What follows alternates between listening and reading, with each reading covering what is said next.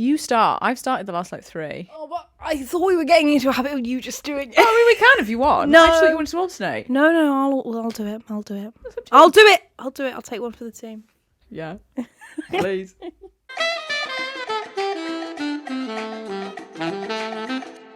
Hi, welcome back to the Horny Book Club. Hello. I'm Alice. I'm Ellen. And this week, it's the Q3 report. Q3. Woo! Is this... I'm confused about what months we're doing, actually. We're doing Is it July, August, August, September. Yeah. Okay, so still one day of September tomorrow. I know. What if I read an amazing book Well, tomorrow? that's what I'm thinking, that I might finish Intermezzo. Damn big, the bigger picture. It's the Q3 report. So we're going to report back because we did... Yeah, so Q1 is January, February, March. Yeah. Q2 is April, May, June. Yeah, so it's July, August and September. Yeah. Listen to the other ones to get a whole overview of our year. And then in January, we do we're not going to do a Q4. We're just going to do an overall 2024 wrap up. Yeah. Which will be... Actually, I was going to say it'll be incredibly long, but probably be less long this year. Yeah, because we've discussed so many books in this. We've discussed so many books. It's quite nice. It's quite I'm nice. really enjoying it. I really like doing the Qs. It's nice to not talk about, Shit. No disrespect, but it's nice to talk about the other things that we read. It's just nice to not always have to talk about Yeah. dry humping. Yeah, do you know what I mean? Listen, do. and we're dry humping fans. We're dry humping right now. Right now. Yeah, and it's nice to talk about something other than romance and smut because we do read other genres. Although I have to say I have not been really. Yeah, I say that my July in particular was all but one was romance. This Q, my goodness. Before we begin, make sure you're following us everywhere you can follow us. So that's Instagram at the H Book Club, TikTok at HBC Podcast, YouTube. Subscribe to the YouTube channel at HBC Podcast. Turn the bell on to be notified when we post, which is Fridays. Sometimes, not every Friday. Follow us on your preferred podcast. Every time. It's so hard. Preferred podcast platform. Follow us there. Leave us reviews. Leave us nicely worded reviews if you follow us on Apple Podcasts. That's good stuff. Yeah, rate us 5 stars as well. Thanks. Cheers, mate. Nice one. You can send us emails, hornybookclub@gmail.com. Thoughts, feelings, reviews. Tell us what's going on. Hopes, dreams, memories. Has your boyfriend recently cheated on you with your mum or something? Tell me. Oh my God, I'd love to know. And we have a Ko-fi where you can leave us tips if you would like to. Monetary tips, that is, not just like sort of life advice. You should dye your hair a different colour. Monetary tips that you can give to us if you would like to. Thank you. It's in the link tree. The end. Let's do some stats. As of Sunday the 29th of September, which is when we're recording this, my current average rating for the year of 45 books, thank you, Great. hold your applause, is 3.86. My average rating is 3.67. Of 43 books. Oh, I can't believe it. Listen, I'm like a fucking broken record. I say this every quarter. every Q. Every Q I say this. Last year I had 109 books. And I keep getting really upset that I'm not reading as much as I was last year. And I keep forgetting that I was on bed rest for what? Like months. The whole of April to September, basically. 4 months, 5 months. And I did nothing but read. But I get like it. Ugh. You'll get to 50. The problem I think I'm going to have... I'll get to 52. Is I've only got to do 5 more to get to 50. And then I think I'm just going to stop reading because I think I'm quite motivated by my ability to reach that goal. And then I think after that I'm going to be like... And see, can't be asked. Christmas is when I come alive. I've got quite a lot of time off work. I got the last 10 days of the year off. Yeah. That's a lot. Because of our weird calendar. And I'm like, I'm just going to... Whose weird calendar? The work's weird calendar, Yeah. not like the UK. No, yeah, my work's. So I'm just going to book a day for 10 days. Book a day. Yeah, you heard it here first. Even on Christmas Day, I'm like, sorry, I can't have dinner, I'm reading. Mum, Dad, please. It's neck and neck, pretty much, I think. I reckon we'll be on the similar, both between 50 and 55. But I'll be reckon. interested to know who does the most in the end. So, How many books did you read this Q? 18. I read 17. Slay. That's a shit high five, but it's fine. Well done us. Thank you. Yeah, well done you. 18 in 3 months is a lot, man. Yeah, that's 4 more than I've read in... I read 13 in both of the other quarters. And what did I do? You did 13 in one and 14 in the other, I think. I think it was 14 Q1, 13 Q2, and then 18 Q3. Yeah. It's because I had a crazy July and August. Yeah, my July really was crazy. July I did 7. I also did 7 in July. Yeah, so 7 in July, 7 in August, including my 1,000 page H0rny fic. How did I do it, everyone? And Babel. And Babel. That's crazy. And then, yeah, September, I only did Akamath, Akawar, Lore Olympus Volume 1, and Bride. It's all got a bit crazy. I've got a bit mad, I'm not going to lie. Yeah, I did 7 in July, then 5 and 5, which I was happy with 5 and 5. I'm not minding a 5 in a month. I think basically, I mean, any amount in a month is great, obviously, but for me, I'm like anything over 4 per month. So basically anything over 1 per week, I'm like, great, really good. Smashing it, absolutely slaying the game. 7 in a month, though. I just, I think it was because July, I did 2 playing for keeps, Daydream, Icebreaker, and Play Along, all in the span of 2 weeks. I did, 7. I did 7 in July, and 6 of them were romances. It was great, to be fair. It was fantastic. It really gets the numbers up. If you're ever like on TikTok or whatever and you see a TikTok of someone saying I read 19 books this month, they are all, I guarantee you, 250 page Kindle Unlimited paranormal romances. I guarantee it. Yeah. I'm like, and it's not that is not a book and shouldn't be counted. No, I'm just like, it's quick and easy and fun to get through. They're really like very easily digestible. Yeah. They're not reading like 19 Dickenses in a month, you know? Just something to remember. Oh, that'd be crazy. I'd kill myself. Are there even 19 total of them? No, I don't think so. Important questions answered on the Q3. How many Dickens novels? 15. So Close.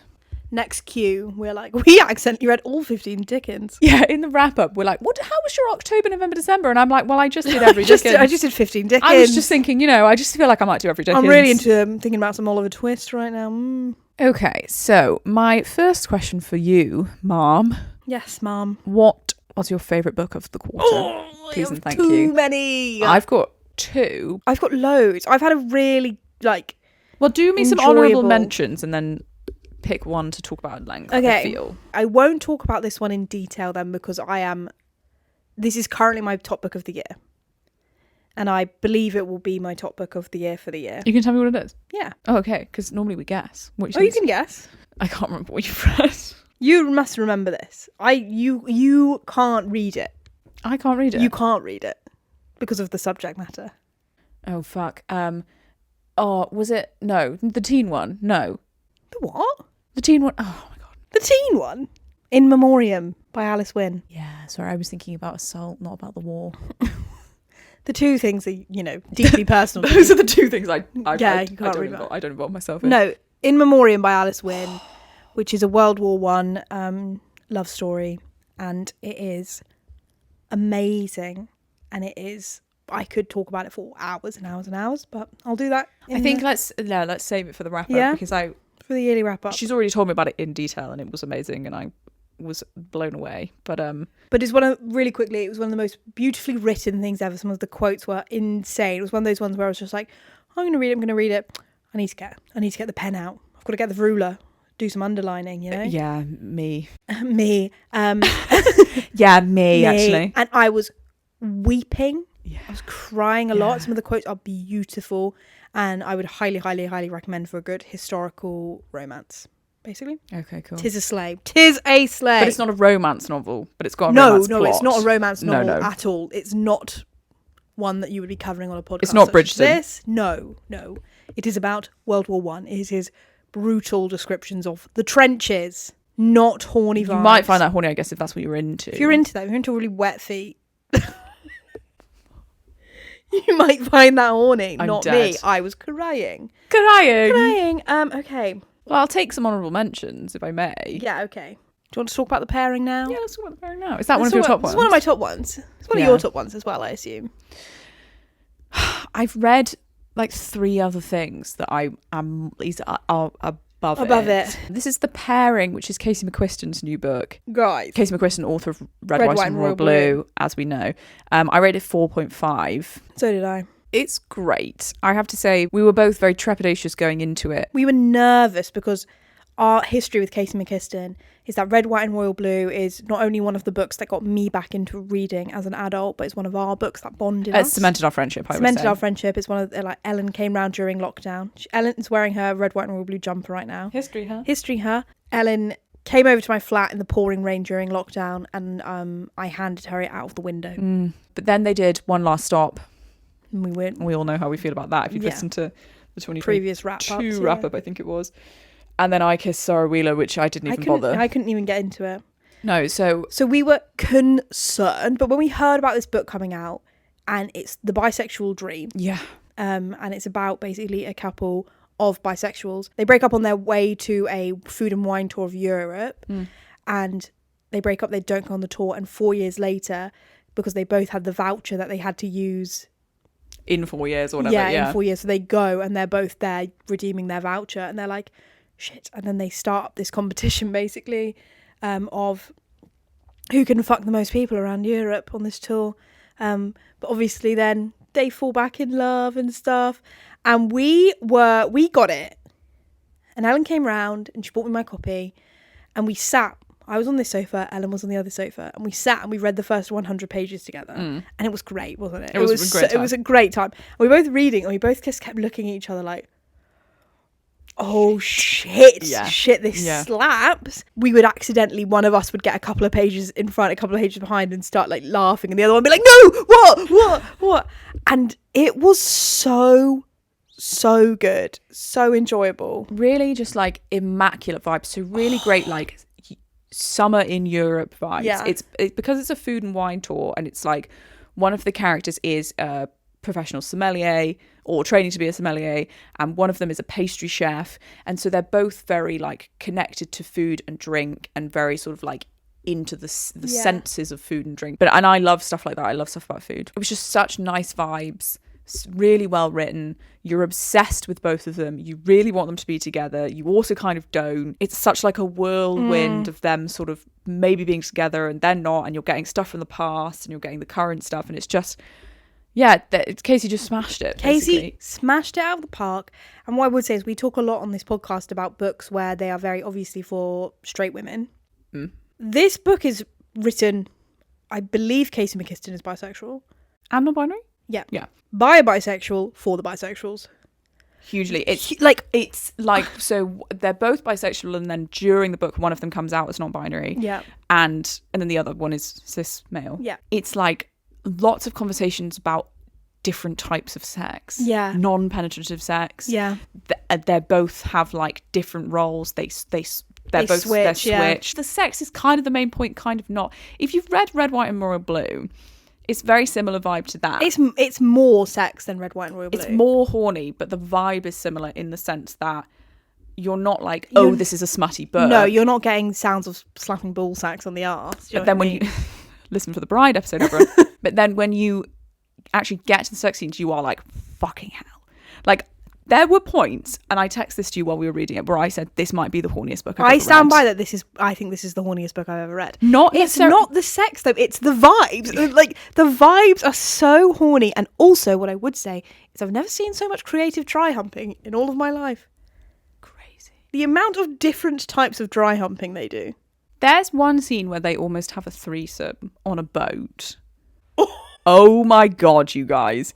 I was like, distressed. Like, I was holding it away from myself because I was like, I can't read this. I feel like I'm going to combust. Like, I was literally like yeah, turning the page so gently, like this is crazy. And there's a POV swap halfway through, which I loved.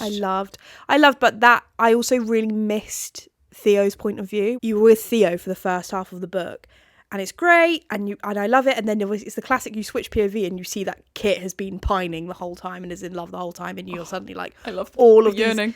All of these actions that have happened, you suddenly see them from Kit's point of view, and you're like, oh my God. But I really missed Theo. I really missed Theo. I loved Theo as a character, and I missed Theo when we got to Kit's point of view. I won't lie. Yeah, I know what you mean, but I think I was more so like taken by being able to see, because Casey kind of does this thing, it's very clever, of kind of going back and it's not Magnolia Parks. We're not just basically seeing all the same things over again. It's not Binding 13. But kind of thinking, like Kit thinking back and being like, and when this happened and I felt like this, and you're like, I remember that. Yeah. I was also there. I was there, and I know what Theo felt, and you guys Guys, you guys should fuck, actually. You should fuck, actually. Ultimately very wholesome, a great like extended cast of characters. Yeah. Just really like makes you want to go to Italy. I want to go to Palermo. so Oh my fucking God, much. yeah. Lovely, Yeah. really nice. I think if it, if we're getting into October, November, and you're like really dark and it's Yeah. really cold, that will like basically transport you for a European summer. And I would just recommend it for something a bit like different Bit as well. different. Bit different, Yeah. like all sorts of different stuff going on. Really hot, and I fancied both of them so much. You do. They're You like fancy both of them. It's they're great. like my dream type. Yeah. And the vibes were just excellent, and I stand by that. I think it's the horniest book I've ever read. I think so. Not in terms of smart, but just in It's terms not of like vibes, build up, explicit. the way that they like have the smallest interactions with each other, especially early on, the smallest like physical contact, but the electricity that you feel between them is crazy. And they've got all this history. Yeah. And like, there's one scene where they are on opposite sides of a street in different apartments, having sex with different people. Crazy. Listening to each other. You have no idea. You have no idea. You have no idea. So, And we're like, it's so wholesome, it's so sweet. it's both though. Yeah. Somehow they managed to make it both things at the same time. It's a really good combo. So the only other thing apart from In Memoriam that I've rated 5 stars is Somewhere Beyond the Sea by TJ Klune. Did you just read? Did you read the proof or did you just buy it? I just bought it. I was so nervous. So I love I get you these proofs and then you're like, no, I just bought I was it. nervous. So for those of you who don't know, Somewhere Beyond the Sea is the sequel to The House in the Cerulean Sea, which came out about 3 or 4 years ago, and is one of my is in my top 5 books ever. It's my like, along with Red, White and Royal Blue, is my ultimate comfort read. Yeah. Is the most wholesome book I've ever read in my entire life. And the sequel came out this year, and I was incredibly nervous to the point that, Ellen got me the proof in June, and I've not been able to touch it because I was so nervous that it wasn't going to live up to the hype. And then, I don't know why, like last week I was like, stop being a pussy. Just read it. And it was a slay. It was so good. I was interested to see that you rated it 5 stars though, because you were like, it wasn't as good as the last one. I know, this is kind of Like maybe actually the Cerulean Sea is 5+. yeah. And this is a true 5. Or like, I think this might be like a 4.9, you know? If only you could do that. If only I could do that. But just in terms of like what the book means to me, it's kind of like, obviously you can't read it by itself. It wouldn't make sense by itself. It is a sequel. And because of all of the setup done in the first one, makes me be like, oh my God, makes me have all of these feelings about what happens in the second one. If that makes sense more. So like, I don't think it is a, masterpiece, like hang it in a gallery like I do with House in the Cerulean Sea. But I do think that TJ Klune is so funny. I said this to you the other day. He's one of the only like, I want to say like 3 authors that makes me like audibly laugh out loud. And also can make, I think there are like 8 or 9 main characters in the book, and each of them is so vivid, and they're not human. A lot of them, they're not human, but you're in a kind of a magical realism world. And so then to have these such vivid images of these characters who are not human, and there's so many of them, is so impressive to me. Yeah. And the setting is so vivid, and it's just so wholesome. The vibes are just absolutely exquisite. Just such a good time, just the best time that you could possibly. It's like watching a Disney movie. Yeah. Just so cute. It's just so cute and really funny and original. And I'm a big fan. That's nice. And then one more, because I remember this when we were doing Q2. I finished this book the day we recorded Q2. It was the first book I read in July, and I had such a reaction to it, which was The 7 Year Slip by Ashley Poston. Yeah. Again, been sat on my shelf for like a year, because it popped off last autumn, and I bought it. And I haven't read it, and I have no idea why I decided to pick it up when I did. Because it's in my reading channel. I have like 24 books to read in 2024. And it was on there, and I was like, I've read like 3 books on here. I must cross some more off. And so I was like, okay, I'll try that. Bitch! What the fuck? Oh my God. Like, again, a bit magical realism, but very much romance of a girl inherits a flat from her aunt who's passed away in New York City. And she moves in there. And when she moves in, sometimes when she walks into the flat is 7 years in the past. And there's a guy staying there for the summer.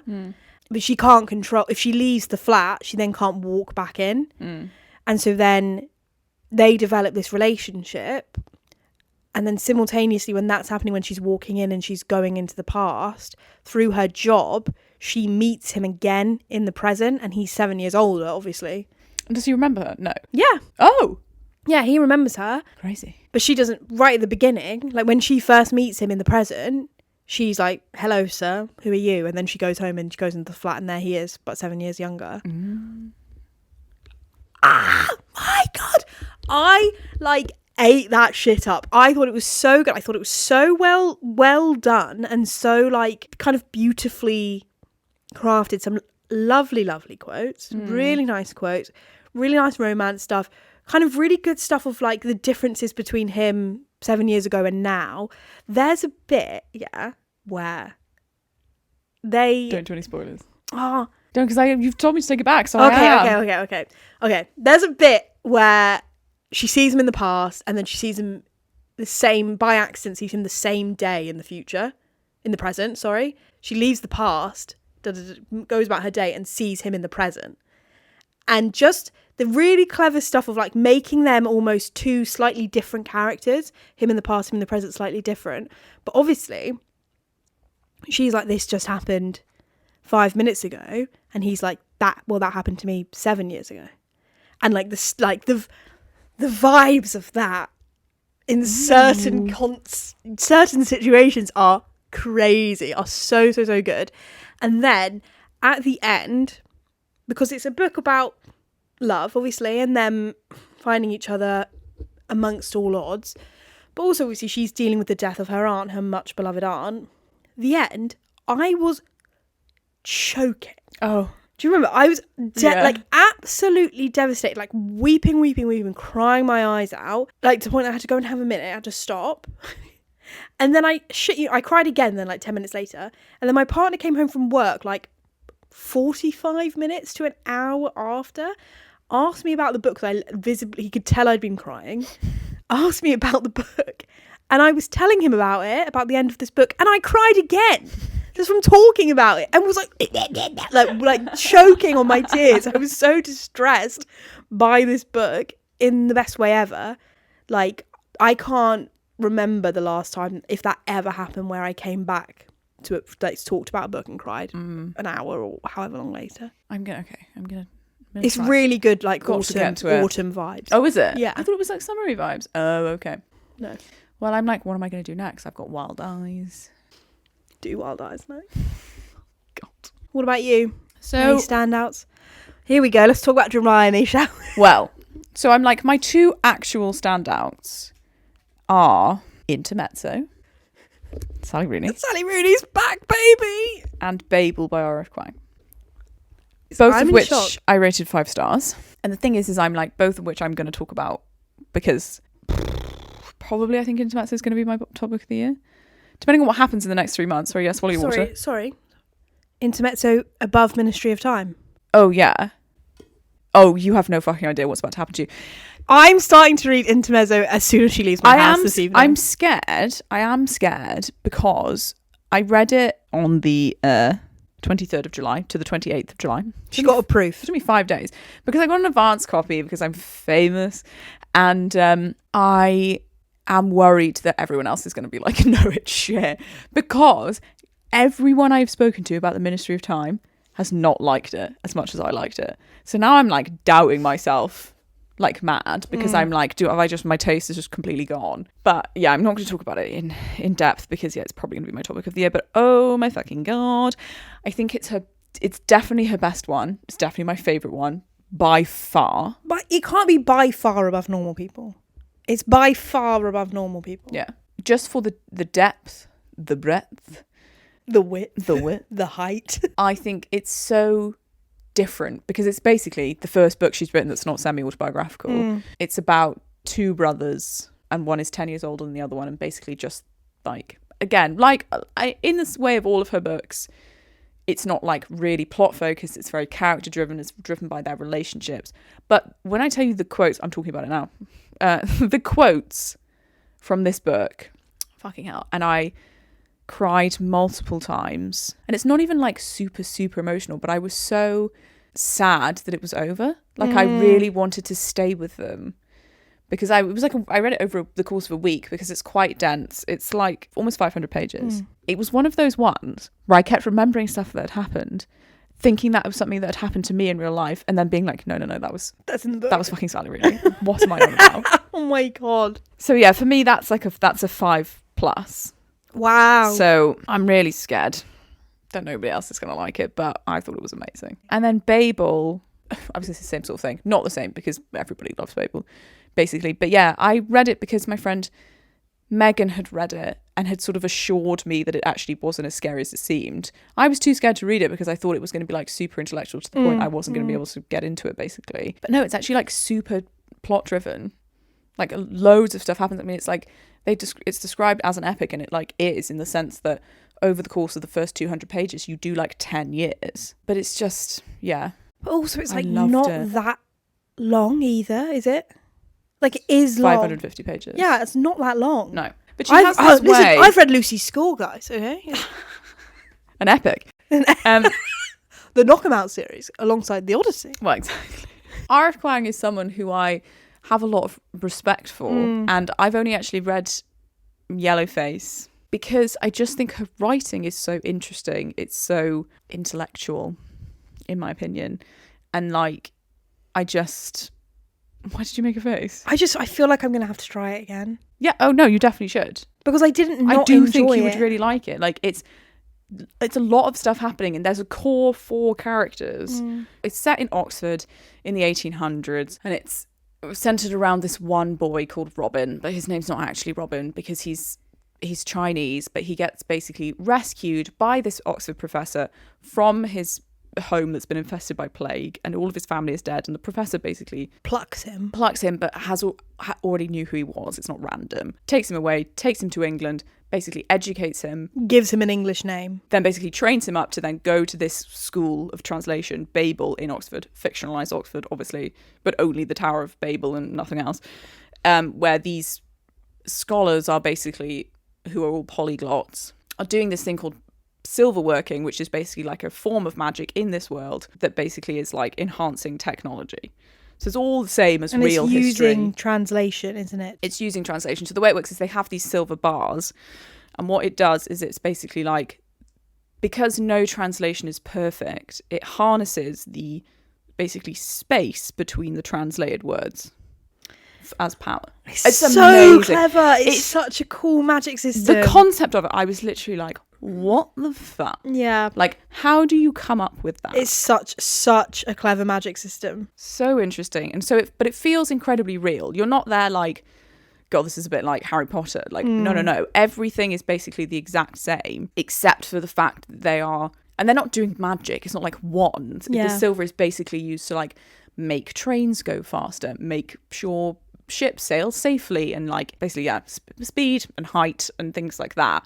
Strength, that sort of stuff. So it's all based around that and how that basically feeds into and is a product of colonialism, the empire.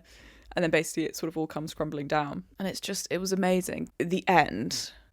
I've heard that the end is brutal. Fucking brutal. All the things that you're like, please no, please don't do this. She basically does them all. I highly recommend it. Don't be put off by thinking, oh, it's such a serious topic and it's such a it's really not necessarily like explained, but she really just kind of lays it all out there for you, and you ultimately have to concentrate, which is sometimes hard for us all. And yeah, I'm really glad I read it.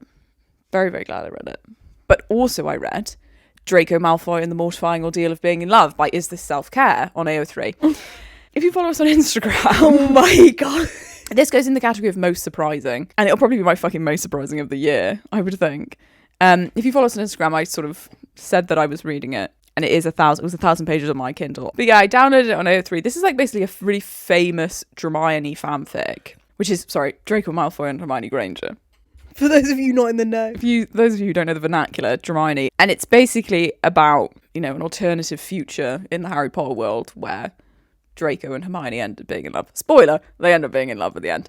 I just really found it incredibly enjoyable. I actually read it so quickly. I read it in 3 days. It's fanfic, obviously. So it was like very like online style of humor, online style of writing. So I was finding it hilarious. Like I was literally laughing out loud reading it. Like I highlighted loads of bits where I was like, this is so funny. Like all the references to like muggle stuff that Draco doesn't understand. And like she's trying to teach him to use the computer and he doesn't understand how to use the computer. It's really funny. Basically, it's about Draco Malfoy is the best auror in the UK and he gets this... Rip Harry Potter. I know. In this book, Harry and Ron are portrayed as basically like well-meaning idiots and it's really funny. Basically, Draco's the best auror in the UK. He gets assigned a top secret like protection case. He's protecting Hermione because she's trying to... she's basically like a wizard scientist, but also a muggle scientist, a muggle doctor, and also a wizard doctor. She's a healer. And she's doing this research project where she's got a lot on her plate, hasn't she? She's a busy girl. She's doing this research project where she's trying to do something huge that would like change the wizarding community forever. Won't tell you what it is in case any of you want to read it because it's like pretty integral to the plot. It is the slowest of slow burns. Like if you think it's 1,000 pages on the Kindle, they don't even kiss till page 800. I remember you saying. You have to be very committed. And I had watched a video about it. The reason I read it is because I watched Carrie Can Read's video about it. And she was like, you have to be in it to win it. Basically, you have to be committed to the fact that it's a slow burn. Otherwise, you're going to be like, what the fuck's going on? And I was. The way Draco's written is a little bit weird because he's always like, and she had amazing tits. And you're a bit like, Draco, this is crazy. And her tits bounced in the wind. Yeah. What you said about some of the writing, though, I was like, this is what it's like reading Binding 13 and stuff. Is it? Yeah. Is that what that's like? Well, Binding 13 is a lot more depressing. You have the really serious, depressing stuff that happens in Binding 13 as well. But like, that's what reading those sorts of books is like when you've got like, you're really in it and there's those sorts of little comments where you're like, okay. Yeah. I can't recommend it really because I'm like, it's kind of a crazy thing to do to read a 1,000 pound. But also if you were to take a recommendation from this video and it were the Hermione fanfiction, I don't know if you'd be upset. Yeah, like I'm like, if you were like, oh, I was thinking I might start reading Hermione fics, but I don't know where to start. Then. Here you are on a platter for you. It is enjoyable. It's free to download. Obviously, all you have to do is email it to your Kindle and it's there for you. You know, I just think, give it a go. See how you feel. I thought it was really actually quite well written and very funny. It makes me want to reread a fan fiction I used to read as a teenager. The Hermione teen pregnancy one. Well, it's Rose Weasley teen pregnancy. Rose Weasley. Of course, sorry. And Scorpio. Whatever Draco's son is called. Oh, right. Teen pregnancy at Hogwarts. My dream. So, yeah, they kiss at page 800. And then at the very end, there's one whole chapter, which is about 25 pages of just constant smart. Like an AO3 level of smart, like no holding build back. Up. And then it's over. And you're like, oh, God. Okay, bye. What a way to end. Nice seeing you guys. It's just fun. But yeah, if you were asking me, what's your most surprising book? I would say that. What is your worst or like most disappointing of the queue? Okay, so my worst, these two kind of get a bit like interlinked with each other. And they're embarrassing. I'm embarrassed to talk about it. Are you? Yeah, but listen, sometimes Kindle Unlimited giveth and sometimes it taketh away. Do you know what I mean? Me and my friend Izzy, we know her and we love her. Friend of the podcast. R.I.P. R.I.P. She is alive and well. That's an Akatar joke for those who haven't listened to it. We share a Kindle Unlimited account and I got this TikTok that came up and I can't remember exactly what it said, but it was about like hockey players on the ice and they're like competitive and one of them like slams the other one into the board or whatever. And it's like, I can't remember, he says something really snarky in his ear. It's basically like nice on the, like mean, like really horrific to each other on the ice. Fucking. Oh. Yeah. I don't think I know about this. And I sent it to Izzy and I said, don't judge me when you see this in the Kindle Unlimited library. I love that you have that because me and Amy have the same. Yeah, I'm like, don't judge me. I'm always texting her like, what the fuck is that? I am judging her. I'm like, why are you reading fucking Butcher and the Blackbird? And it is a book called Brutal Titan by E.V. Olsen. Oh, God. So we've actually like not spoken about this at all because I remember seeing it and then I forgot to ask you about it. But I remember seeing it on Storygraph and being like, what the fuck is this? What the fuck is this? It's like what are we doing? It is like a 180-page book. It's in a series. It's the second. Oh, really? So the second in the series. I just went straight in. Well, that's the one that came up and I was like, the first one looks I'm a bit scared by the blurb of the first one. So I'm just going to dive straight into the second one. It was. That basically, these guys, they're at college, yeah? They're like fucking 20 years old. And it's about these rival ice hockey teams. So you're following one of the teams, like, each book is about a member of said team. For some reason, they're all like in like a crime gang as well, I think. God. Where like the book... It's classic. The book opens and the guy is like... The guy who's not in the crime gang, he's like having a hot dog with his friend or whatever. And then they're like, shit. Or whatever. Or whatever. I don't know, they're eating. And he's like, shit. And I'm really sorry, guys, I can't remember the name of the team. I can't remember the name of the team. Let's call them the Titans. They're not called the Titans because each book is called Brutal something, I think. But like, there's the guys from the Titans team. Shit, fuck. Coach will kill us if we get into another fight. Fisticuffs. The fist fighting brothers, they're back. Yeah, they're back. These guys are not brothers. They're fucking. Oh. And so they like run into the woods. And then all of the other... Into the woods? And then all of the other guys are chasing them as well. And it's like almost like a hazing thing. Because they're all into fist fighting or whatever. Into in a sex way. Yeah. One of them like pins him down. And they're like having this like, you fucking pig, like, yeah, back and forth. Favours there. You fucking pig, you disgust me, rah, rah. They've both got erections. And then... I don't know what to say. I don't know what to say. And do with that what you will. Well, you will. And then going forward from there, it's like, yeah, they're on the ice, and then like someone else like punches this guy in the face from the other team, and the guy is like, don't, like, he's weirdly like protective because like, but he's like, only I get to punch him, and you're like, what? Right. Okay. And then they fuck. And then like there's a really homophobic coach on the other team who's really awful to this guy's boyfriend, but they're like doing this lot of where they're like in the lift at the hotel fighting, and then it's like, oh, if we're fighting, why's your dick hard? So they're fighting. Are they on the same team? No, they're on different. They're on different teams, but they're fighting. But so they're fighting because they're rivals. They're fighting because they're rivals, but like it's really weirdly intense. But like one of them's in a gang, right? But everyone on the hockey team seems to be in a gang, and they're all gay or bisexual men because I believe this series is just all following gay hockey players fighting and fucking. So the first one, so in this book there's a bit where he's like, my roommate Victor, sort of the K, of course, I'm not gay, listen, not like my fucking roommate Victor is always fucking his little like twink, like literally this is verbatim, like, Jesus, fucking little twink boyfriend. Yeah, I could leave the room but I don't, and yeah, maybe sometimes I do get a boner, but I'm not gay. And you're like, this is from his POV. Yeah, and you're like, babe, I think you might be bisexual at least, something. He's like, yes, it's a bit hot when they have sex in the same room as me. We can do that. And then they're like fighting, fucking. But when I tell you they have not had a nice conversation to each other, and then they're fucking, and he's like, so you're going to be my boyfriend then? We're in love, right? And I'm like, all you've done is punch each other in the face and penetrate each other. That's all you've done. And the book is 200, like, there's not enough, there's so much fucking. The book's 200 pages long. There's so much fucking, and then somehow they end up killing, murdering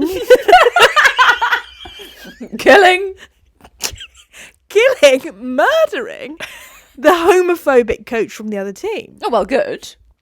But, like, throw him off a boat into shark-infested waters. Why are they on shark-infested waters? It's a great question. Like, what? When are they doing hockey? When do they have time? But they are Between doing the fucking hockey and the because crimes. they're on the ice at the same time as each other and being like, yeah. Me. And I wish I could say I can't remember either of their names.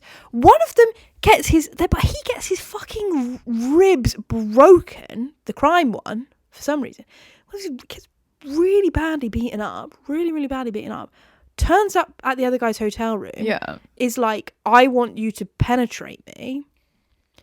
So they switch, which I was like, nice to see some switch action. If I'm honest, switching, yeah. I would like to have sex. Now you penetrate me. Yeah. You penetrate me. You penetrate me. He's really deeply injured after, like during and after. So and before, you might argue. He's really upset when he leaves, so it's really sad. And the other guy's like, "What have I done? What's just gone on?" Do they? And I was like. Well, there's only 10 pages left. A murder happens in those 10 pages. And I couldn't tell you, listen guys, I can tell you either of their names. I can tell you anything. I could remember Victor's name. Of course. I could be wrong. Victor and Eli, the guys from the first book, no idea. I've not read that one. No idea about these guys.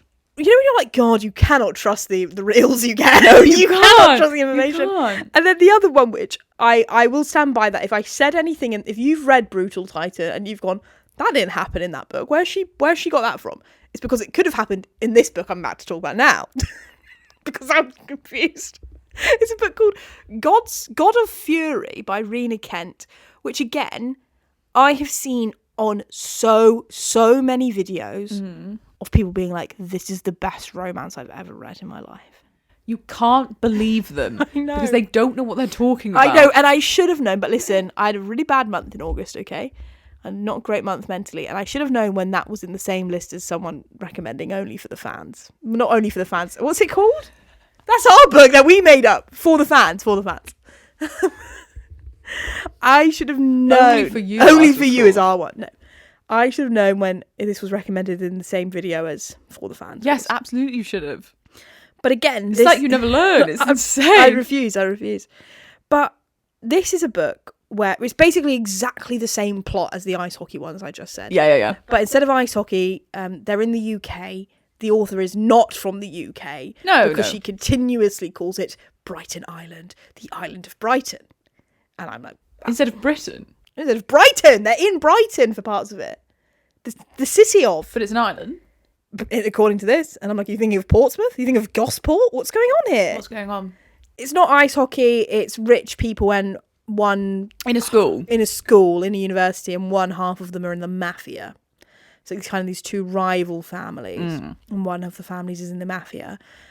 And it's like this thing where this guy ends up at a mafia party by accident because he thinks his twin brother's there and he's not. And then he sees this guy, and this guy becomes obsessed with him and like starts essentially stalking him. Yeah.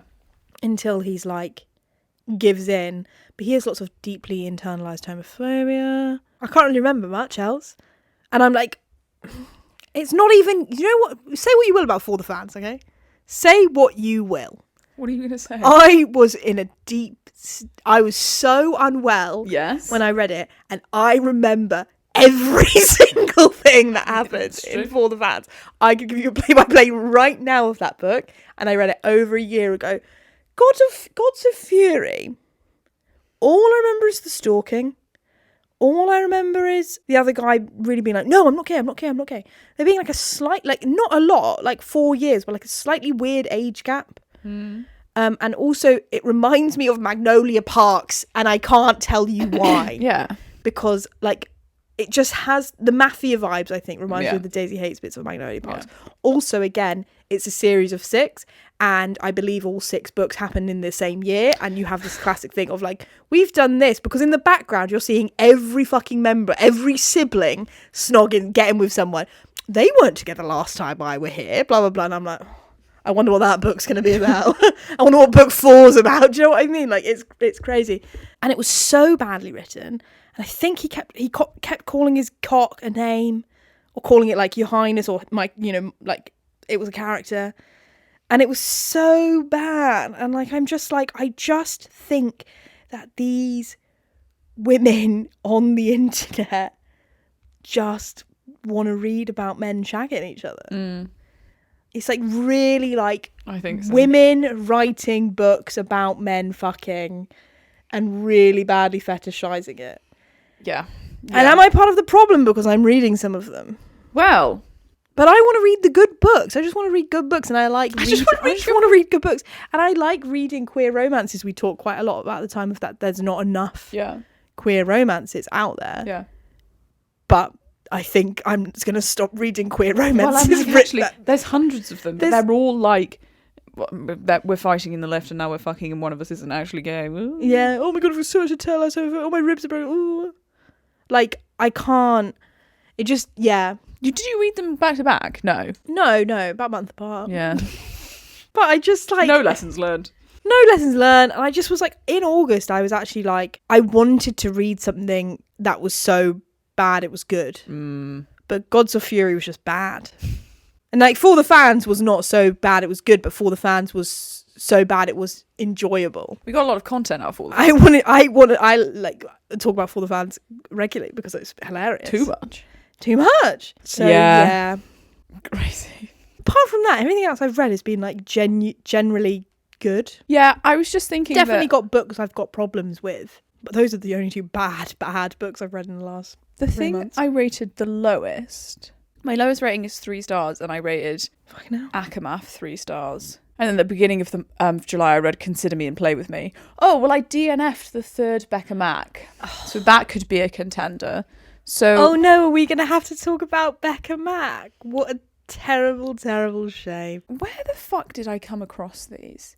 So in July, is this when I had COVID? Right, this was when I had COVID. And I was like, I need to read an ice hockey romance on Kindle Unlimited or I'm going to die. I won't make it through. It's not on Kindle Unlimited, you paid for it. Yes, well, hear me out. So I was like, I have to read something. I started like 3 on Kindle Unlimited. They were all shit. I was like, nothing's ever going to hit like The Windy City ever again. This is just it. This is it for me. What am I going to do? Tried to read the first L. Kennedy.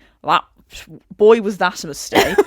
And then I remembered I'd seen this on It's Instagram. on the Kindle store all the time, like on the front of the Kindle store for me. And I don't think I paid £3 for the first one. I think I paid 99p for the first one.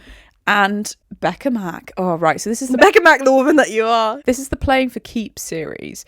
The first one is Consider Me. The second one is Play With Me. The third one is Unravel Me. Number 4, which I've bought a physical copy of from Sainsbury's, Fall With Me. Number 5, Breathe With Me. Don't know where that's coming up. Exciting. It's just ice hockey, interconnected standalones. They're an ice hockey team. The first one is Carter and Olivia.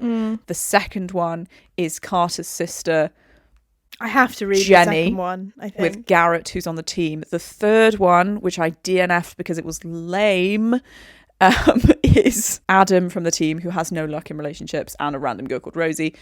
It was sickly. That's why I DNF'd it. It was sickly sweet. Like, it was grim. Like, just paragraph after paragraph of them being like, we can't believe we found each other, blah, blah. And I was like, I know you're about to break up. I'm on page 300. Let's just get it over with, shall we? You DNF'd it at page 300? Oh, no, I DNF'd it at like 350, like 75% I DNF'd it. I was just, I wanted to persevere so badly. I paid £3 for it. Yeah. No. That's crazy. And then number 4, which I'm going to read soon, is about Jackson, who's on the team. And he's the team bad boy and he's never settled down. Sounds like someone we know. What's going to happen? So they are just so fun. Alice has read the first one, is that right? Yeah. It is peak Windy City in the sense of it's just like the whole gang is there, especially in the second one, because Jenny is Carter's sister from the first one. So it's like all the gang is together all the time. Sometimes they're on the road together. Everyone's making jokes. They're all like shouting at each other from the other room. Yeah. Carter's nobody fuck my sister, and Garrett's like, ooh. It gives the vibes of the gang of Icebreaker. Yes, it does, massively. Except they're a little bit older because they're professionals, I think. And yeah, the second one I especially liked because she's got loads of sex toys. I believe she's never had penetrative sex, or maybe she's had penetrative sex once. And she's got a load of sex toys, and then they do a load of stuff with sex toys. And, do they? Yeah. Oh, fuck. You got to read the second one, mate. It's great stuff. So yeah, those are kind of like technically some of my lowest rated books because they're 600 pages each. They're so long. They're very long, and they're the first one's predictable as fuck, and he's also like formulaic, talking about his penis in the third person. Yes.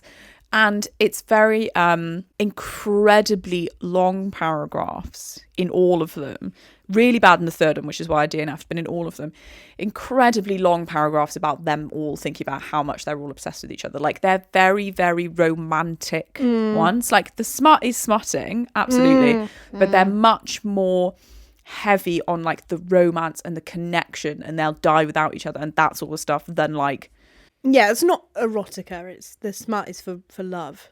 The smut is massively for love. Although I'm like, that's technically the same in Windy City, but you know what I mean? It's not the same as Windy City. Yeah, it's not all super, yeah. She's just a bit more really heavy-handed with the emotions, which is not really my preference. No. But the second one, I think, is the one I've rated the highest. It's the most fun one, basically. They're hiding their relationship. And that's lots of drama. Brother's best friend is a great trope. Yeah, exactly. It sets up for some good times. So those are, and I think underappreciated actually. I think massively underappreciated. I don't hear them spoken about enough. No, so I would give them a go. Okay, I'll read the second one as well. Yeah, we absolutely always do. come away from doing the Q3s with like Recommend it. Well, so many things on our TBR. also, yeah, honourable mention, Will I Ever Have Sex Again by Sophie Hagen. No, that's a good one. I thought you liked that. Yeah, sorry, just in general. Oh, okay. Now, shall I talk about it briefly? Go ahead. Will I Ever Have Sex Again by Sophie Hagen. So if you don't know, Sophie Hagen is a comedian who identifies as non-binary. Sophie Hagen has not had sex in 3,000 days. So like a long time. I haven't ever really read any books that are specifically about, obviously we read a lot of books with sex in them, but not like about the sort of like theory of sex. And this specifically is about her not having sex, not wanting to have sex, feeling guilty about not wanting to have sex, feeling ostracized from society for not wanting to have sex, and going through the things that happened in their life with relationships, but also like, fat phobia and gender and sexuality, and basically sort of dissecting why it is that they no longer want to have sex, or maybe they do want to have sex but they haven't done it, they haven't been doing it for 3,000 days, which is basically 10 years. And it was just really interesting, and they made loads of points in it that I was like, yeah, I think, as a person with sex trauma, whoever you may be, I think worth having a read just to feel like you're not weird, and that actually it's happening to everyone. So the reason they wrote the book was because they did like a poll on their Instagram where they were basically like, or they sent out a link to a survey, I think, just randomly, basically being like, I feel like everyone's having sex except me. Is this true? Would you like to tell me about whether you are or not having sex? Fill in this anonymous survey. And she was basically like, I got thousands of replies in a week. I had to close the survey, and pretty much everyone was like, yeah, I haven't had sex for this long. I'm not having sex. I'm afraid of sex. And blah, blah, blah. Like, there were basically no people who were like, yes, I have regular sex and I enjoy it in an appropriate amount. Like, do you know what I mean? It just didn't happen. And so she takes all this data, talks to experts in the different chapters about the different themes, and then sort of like discusses all these reasons why you might not be able to do it, or you might not want to do it, or you might be doing but not enjoying it, or whatever. Yeah, it was just like a really good reading experience. Like, it was really something that I was like, I really needed to hear all of this. I highly recommend. And really funny, because they're a comedian. Like, really funny, like really well written. Like, there's a lot of personal anecdotes in there that you're like, oh my god, like drama. But also then like backed up by loads of research and stuff. So yeah, Slay. Yeah, really liked it. And I got loads of recommendations from that book, other books I could read that are about sex. I also read A Good Girl's Guide to Murder, Slay. which was good. So good. I won't go into detail, but mention a couple that Please I do. have read. So just one that is generally and genuinely very good and really took me by surprise is The Vegetarian by Han Kang. Ooh, A classic. It says every year, and I sound like such a pick, but it's true. I thoroughly enjoy translated fiction. Yeah. Particularly from Korean. Yeah. The style of writing, I'm not sure it's the style of writing, obviously, or the style of translation, but makes things very snappy, very clear, very concise. Yes. Yeah. Yeah. And I it just always makes say it this. such a like enjoyable, Specifically with vivid, but Korean. not very wordy Yeah. read. Yeah. And it's so good, and it's absolutely from the blurb not what you expect it to be. So I won't say anything more other than like Drama. it's about a woman who is in like a pretty I won't say anything more. I won't say anything more, but it's a woman who's in a pretty like, the marriage was just for like, we, society tells us we should get married. We're all right with each other. Let's get married. And then one day she just like stops eating meat and like throws all the meat out of the house and becomes a vegetarian. And it is set up kind of on the blurb and in the first few chapters as like, I thought it was going to be like a horror almost. And it is not. But you basically get this kind of family's reaction to this woman becoming a vegetarian. And it's so good. Another one just to mention, which was, it just really surprised me. It was so much better than I thought it was going to be, is called Summer Romance by Annabelle Monaghan. Annabelle Monaghan's kind of blowing up at the moment because she kind of does more like women's fiction romance. I haven't heard of that. Have you not? What's it called? Summer Romance? Summer Romance, and she's got about 4, I think. One's called Nora Goes Off Script. That's a very popular one. But they're kind of closed door romances, normally about like women in their 40s, much more kind of family centered, more mature romances. Ooh. And it was such a vibe. It was so well done. And it was just nice to read a romance sometimes like that. It was a bit like kind of Emily Henry, where you're like, the story's really good, the writing's really good. It was 290 pages. I'm not like waiting for smut to make me enjoy it. Do you know what I mean? And so I would just say, if you see Annabelle Monaghan recommended to you, I also recommend it to you. Give her a go, because she was so enjoyable, and I'm like waiting for her books to go on sale on Kindle so I can buy them all. And then just really quickly, wanted to talk about, because I was having such a good time. It's almost the opposite of Annabelle Monaghan, is where I was having such a good time. I was like, oh my gosh, this book is going to be a 4.5 stars. This book is so good. This book is so funny. It's called The Paradise Problem by Christina Lauren. Christina Lauren is hit or miss. Hugely. I really enjoy some of their books, and some of the others I've been like, this is shit. And this one, it was so funny. The main character was so funny, and it's such like a classic rom-com setup. It gives kind of like Just Go With It vibes, where when these two people were in college, they barely knew each other, but for different kind of living and financial situations. And I think one of them's from Canada. I'm not sure. I can't remember. But basically, they got married so that they could get assisted, like a grant to live near their university in New York or LA, I think. But then they were just roommates. They were married for 2 years, but they were just roommates. And she thinks they're divorced. And 5 years later, he kind of shows up and was like, did you not read the contract I gave you? Like, no, we were going to be married for 5 years and then get divorced so I could get my inheritance. He's in a billionaire family, like basically owners of Walmart equivalent. Right. He's like, I've been lying to my parents for the last 4 years, 5.5 years, whatever, saying, oh, she can't come because she's really busy, blah, blah, blah, blah, blah, whatever. But you have to please come to this wedding with me, my sister's wedding. I will give you like £100,000 to dollars to pay for her dad's really sick. And so then she goes and she has to have a makeover so she looks like a billionaire's wife or whatever. And it was so... And then obviously they fall in love on the island, obviously. Because this wedding's on a private island. So funny, so like great vibes. You're on the beach. You're like, oh, it's just so... Excellent vibes, excellent rich people drama vibes, blah, blah, blah. They get to like shag at like the 75% mark. Good shag as well. I was like, good stuff. The remaining 20%, say, so boring, so shit. I was like... Oh, I was just so like, I was having such a good time. Oh my god, I was having such a good time. Like the main character in particular was so funny. Yeah, really, really funny. Yeah. And then when you've got all their third act conflict, yeah, and also then he's sorting stuff out with his dickhead family. She's deciding if she wants to be in this world.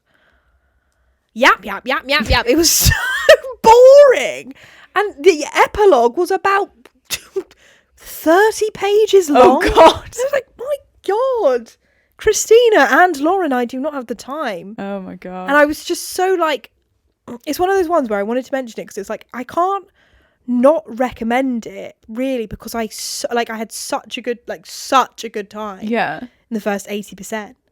But I hated the last bit. I hated it. It was so boring. Yeah. I couldn't believe it. It was so like, oh. It's good to give like a warning. If you thought you were going to pick it up, maybe still do, but just be prepared. Be prepared. To be bored. Be prepared. Be prepared. That's good. I also read Daisy Hates. I'm still on my Magnolia Parks journey. I read Daisy Hates: The Great Undoing. Release the voice notes. I sent Ellen 25 minutes of voice notes describing the plot of Daisy Hates: The Great Undoing. And I listened to them like a podcast while I was doing my Tesco shop. Yeah, as you should. It was lovely. As you should. And what I would say with that, we say this all the time. I wish people would stop being so fucking lazy. Stop writing books where you finish one book and you go back and do the same timeline from a different person's point of view. You have to stop reading them. That's the problem. No, I will not. Don't fucking say that to me.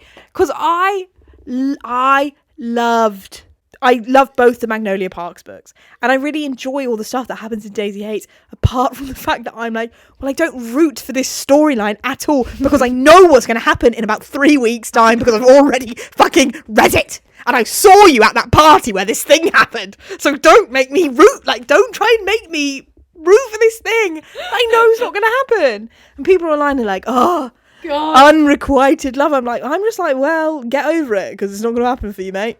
Do you know what I mean? Although the plot twist at the end, I was like, whoa! Well, that's why you keep reading. If you want us to read a book, just put a good plot twist at the end. She'll be like, where's the next one? I'm buying the next one now. Yeah. And then I started the 5th one and was crying within 20 minutes. And I was like, I can't be doing this right now. I can't actually do this right now. But I will read Magnolia Parks 5 by the end of the year. Will I read Redeeming 6?